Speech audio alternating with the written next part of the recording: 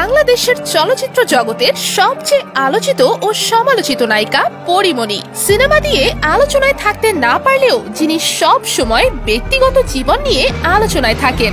আজকে জানাবো ঢাকায় চলচ্চিত্রের এই নায়িকা কতটি বিয়ে করেছেন এবং সিনেমা না করেও কিভাবে বিলাসী জীবন কাটাচ্ছেন। চলুন জেনে আসি বিস্তারিত। পরীমণি মিডিয়ায় আসার আগেই বিয়ে করেছিলেন। পরী মাত্র 17 বছর বয়সে 2010 সালে ইসমাইল হোসেন নামে একজনকে বিয়ে করেন। জানা যায় তিনি পরীর আত্মীয় ছিলেন, কিন্তু মাত্র 2 বছরের মাথায় তাদের বিচ্ছেদ হয়। বিচ্ছেদের ঠিক পরপরই পরী মিডিয়া জগতে আসার প্রস্তুতি নিতে থাকেন। অভিনয়ে আসার পর তিনি বিয়ে করেন ফুটবলার ফেরদৌস কবির সৌরভকে।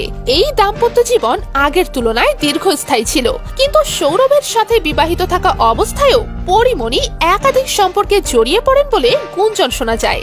চলচ্চিত্রে অভিষেকের আগে যখন তিনি টেলিভিশন নাটকে কাজ করতেন, তখন এক ফটোগ্রাফার সেতুর সঙ্গে তার বিয়ের খবর শোনা যায়। বলা হয় তারা প্রায় 2 বছর একসঙ্গে ছিলেন। এরপর এক সাংবাদিকের প্রেমে পড়েন পরীমণি। তাদের সম্পর্ক দীর্ঘদিন টিকে ছিল এবং জানা যায় বিয়ের পর এই দম্পতি একসঙ্গে বিভিন্ন দেশে ভ্রমণও করেন, কিন্তু এই বিয়েও স্থায়ী হয়নি।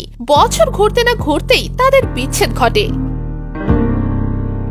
এরপর পরীমণি 2020 সালে পরিচালক রিদি হকের অফিসে কাজে ডেকে মাত্র 3 টাকা দেনমোহরে তার কামরুজ্জামান রনিকে বিয়ে করে সকলকে চমকে দেন, কিন্তু এই বিয়েও দীর্ঘস্থায়ী হয়নি। কিছুদিন যেতে না যেতেই আবারও ডিভোর্সের পথে হাঁটেন পরী।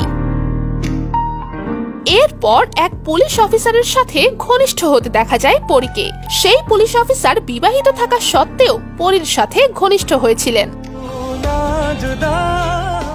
এরপর সর্বশেষ পরী 2021 সালে অভিনেতা শরীফুল রাজের সাথে মাত্র 7 দিনের পরিচয়ে বিয়ে করেন।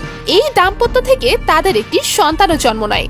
সবাই ভেবেছিল এবার হয়তো থিতু হবেন পরীমণি, কিন্তু 2023 সালে তারা আলাদা হয়ে যান এবং বিচ্ছেদের আনুষ্ঠানিক ঘোষণা আসে। তবে সকলেরই প্রায় একটাই প্রশ্ন, এত কম সিনেমা, ওয়েব সিরিজ বা বিজ্ঞাপনে যুক্ত হয়েও কিভাবে বিলাসবহুল জীবনযাপন করেন তিনি।